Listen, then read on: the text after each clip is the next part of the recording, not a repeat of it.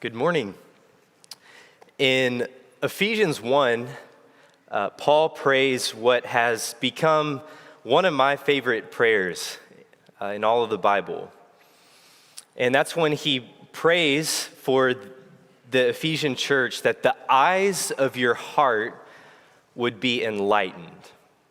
That the eyes of your heart would be enlightened to know the hope to which he's called you, the immeasurable riches of his inheritance in the saints, and the immeasurable greatness of his power toward us who believe. And in this prayer, the reason I love it so much is because to me it encapsulates what Paul's goal is kind of throughout his whole ministry. It's like Paul is gripped by this idea that everywhere I go, everyone I meet, I want them to have the same experience that I had. You remember that experience, the road to Damascus? His eyes were literally open to see the risen Savior.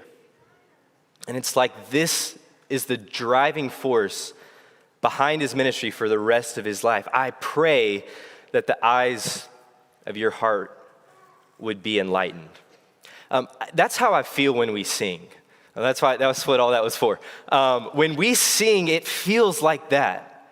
And maybe not every time. Sometimes it's my fault. Sometimes I'm distracted. Sometimes maybe the words don't quite resonate with me as other times. But when we sing songs like that, standing on holy ground and imagining Mount Zion, it's as if, and maybe I mean this less metaphorically than it's going to sound, maybe it's as if we really are, right? Maybe the eyes of our heart are enlightened. Maybe it's as if it's like a portal when we sing. I think that's how the Bible describes what this is all about. And I'm so glad that we get to do that this morning. But I do have a question, though. And the question is, have you come to the right place? Have you come to the right place? Normally we would say yes. That would be our response. No matter where you've come from this morning, no matter what your background is, if you just wandered in here off the street or from other location, or you're just curious, or maybe you've been here you're a generational family here at Lost River, we would all collectively say, you're in the right place this morning. But let me give an analogy, just very, very brief analogy that will set up the passage that we'll reflect on this morning. And we'll see if this analogy is helpful or not. When I go home to Houston, when I say I'm going home, there's technically two places that I could go. I grew up in pretty much one house, but we moved when I was 2 years old. I don't have very many memories. I remember a few things. I remember the azaleas that would bloom, and they were against the back fence, and it was thick and vibrant. I remember that very well. I remember the family of raccoons that would come up to the glass door and just kind of stare at us, which when I think about it, it's actually kind of creepy. I don't know what they were doing, but they were just staring at us. I remember that. I also remember, not sure if I should share this or not, but I also remember I ruined my sister's birthday party because I couldn't control myself in the already very warm jacuzzi. Let the reader understand. I remember a few things, and that's home. I still associate that with home, and I love to go and visit. I love to stop and enjoy it and think about, what memories I can, or listen to my parents reflect on our time there. But it would be really weird if I went there week after week after week. I just keep showing up at this same house. The owners would probably be very creeped out, rightfully so. That would be odd. And so I could say I'm going home, and I could go there, or I could go to the place where I really belong. Not McDonald Street, but Eileen Street. That's where my family is. That's where I belong, okay? And so you can, here's kind of what I'm getting at with this analogy, and I hope it'll set the passage up in the right way. The idea is this, that I could go, when I say I'm going home, I could go to these two different places, but one wouldn't make any sense for me to show up at. But the other is where I truly belong. Now, with that in mind, as we think about this idea, have you come to the right place this morning? I want us to think about Hebrews chapter 12. Hebrews chapter 12. The book of Hebrews, quick setup, book of Hebrews was, as the name suggests, written to a predominantly Jewish community. And it's written kind of as a sermon. It's kind of interesting. I really don't know a whole lot about this, but the way that I hear preachers talk about it is like the old gospel tracts, like where you'd have these written sermons. I'm just sharing that because I know that'll resonate with some of you. I don't really know exactly what that means, but kind of a written sermon idea, right? And it reads, it flows just like a sermon. It's moving, it's gripping, it's powerful, it's transformative. And it's not like a typical like epistle or letter that we read in the New Testament. And this community, we don't know a ton about it, but what we do know from this written sermon is that they're evidently a community of people who at some point have suffered persecution to various degrees. And we know that according to the author, at some point, they're about to endure another wave. Another wave of persecution is imminent. And it seems like it's setting up what will be what historians look back on call the parting of the ways. So when Christianity first emerged, people in the Greco-Roman world thought that it was just another sect of Judaism. It was another thing. But then there came a time in history, a few decades after Christ, where the world really began to notice that this is something very different. And so the persecution for Christians really ramped up while the Jewish community didn't suffer the same persecution throughout the Greco-Roman world. And the threat that the author perceives as he writes this sermon is that as these Christians have endured this persecution, they have a desire to go back. They're thinking, is this all really worth it? Is the persecution, is the suffering, is this parting of the ways, is this separation from my family, is this loss of my job and career and livelihood, is the struggle and stress of wondering what I'm supposed to do with my family in the midst of all this, is Jesus really worth it? Or can I just go back to the way it was? Can I just dissolve back into my Jewish ancestral roots and serve God that way? Now, question, have you experienced that? Have you ever felt that desire to go back to the way it was before you became a Christian? And if you can relate to that at all, this is what they're experiencing. And so Hebrews is written as a sermon to kind of pull back the curtain, if you will, to pull back the veil, to use an allusion there in Hebrews, to pull back the veil to help these Christians realize the fullness of what they are a part of. And it reaches kind of a climax here in chapter 12 when the author presents them with these two mountains, Mount Sinai and Mount Zion. And the idea is that if I can show you Mount Zion, if I can show you the glory and the majesty and the goodness of grace of which you are a part, if I can pull back the veil and show you this reality, then you'll never want to go back. You'll never want to go back to this other mountain. And so in verse 18, here's what he says. He says, and imagine this, he says, "For you have not come to what may be touched."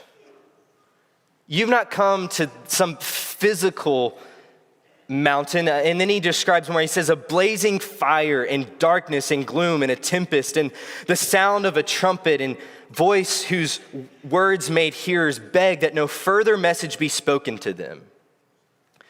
And this is the scene at Mount Sinai. You remember in Exodus 19, they're standing there and there's the sound of the trumpet. It grows louder and louder as Israel's gathered around this mountain, and there's fire and wind and earthquake on the top of this mountain, and they're terrified. And he continues on in verse 20, he says, for they could not endure the order that was given. If even a beast touches this mountain, it shall be stoned. Indeed, so terrifying was the sight that even Moses said, I tremble with fear.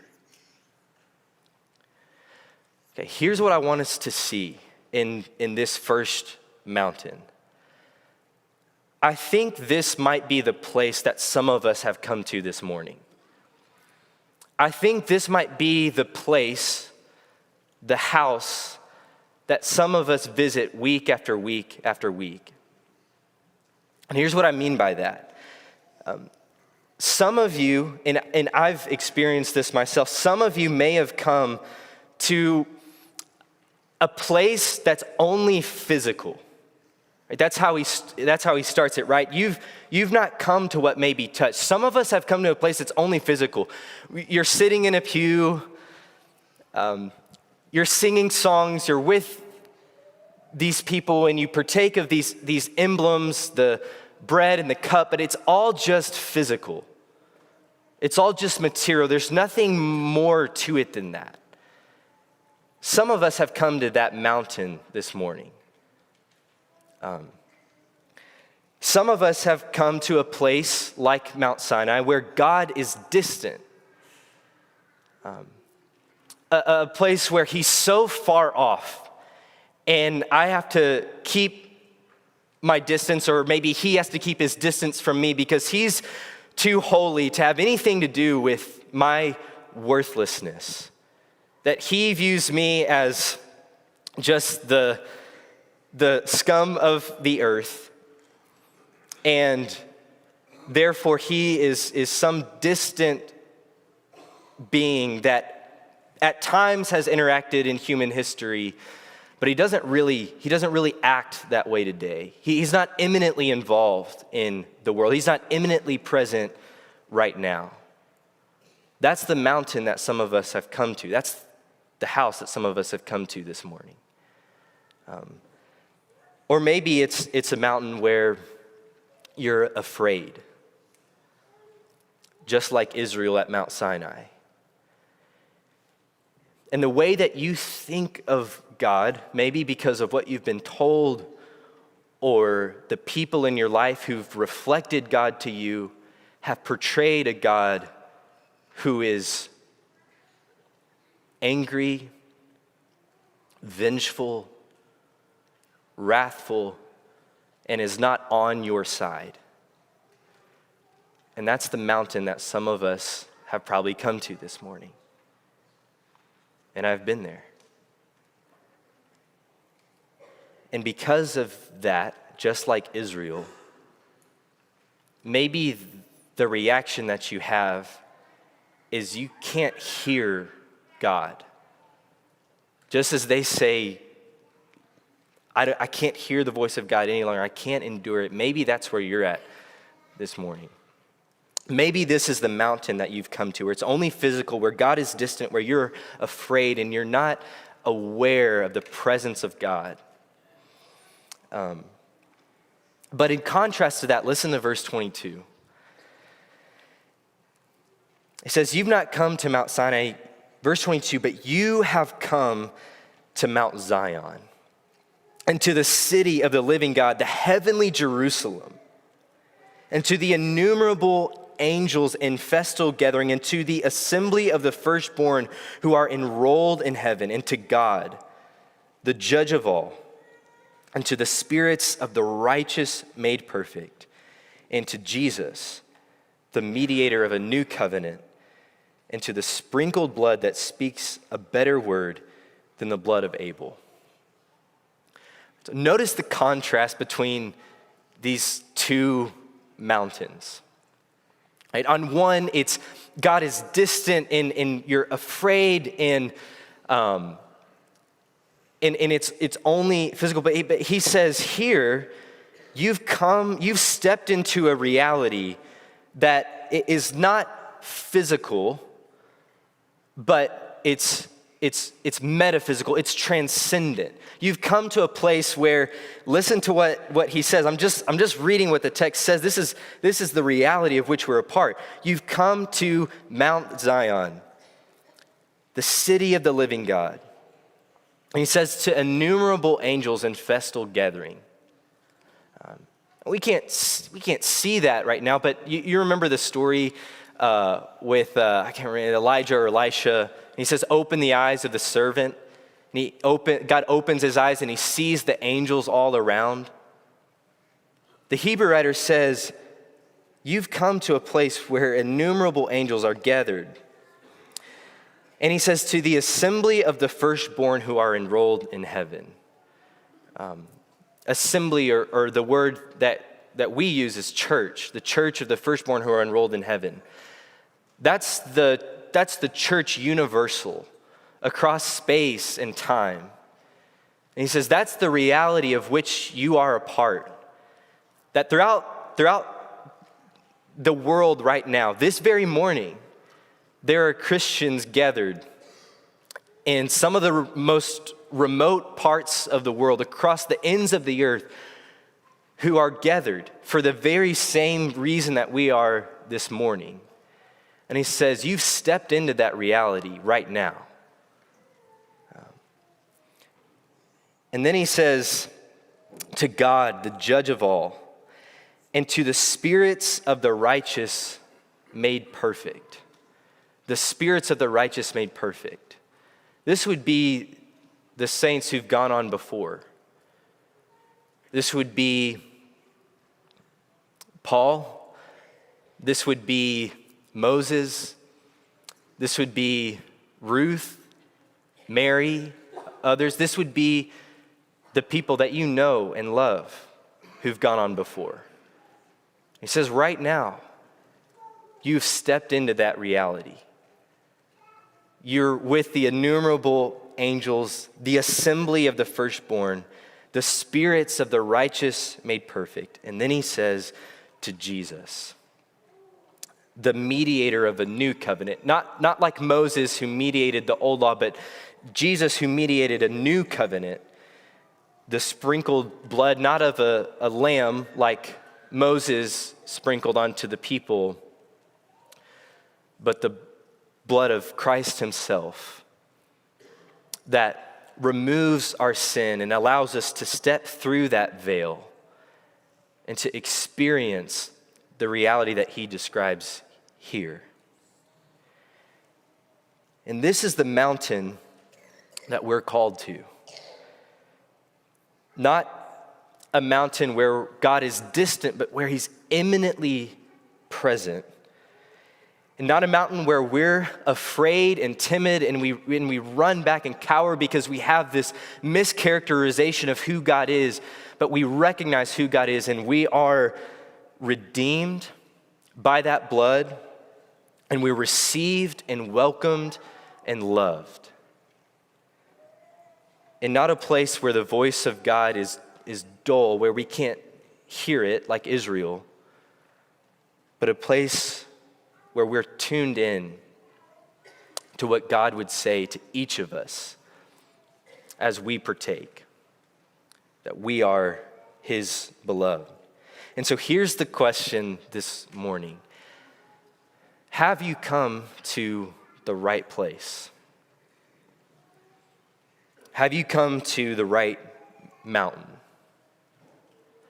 Have you come to Mount Sinai, the place where God is distant and it's only the physical thing that's happening in this room, and a place where you're perhaps afraid or timid? Or have you come to Mount Zion? Have you been sprinkled with the blood of Christ? Have you been washed in the blood of the Lamb? And have you entered through that veil and have the eyes of your heart been enlightened to see what's happening when we gather. And my prayer to adopt the words of Paul is that this morning the eyes of your heart would be enlightened to see not just that we're marching to Zion, but that this morning, as we gather around the table, Mount Zion has come down to us. So as we think about that, I'll now ask the men to come forward as we partake.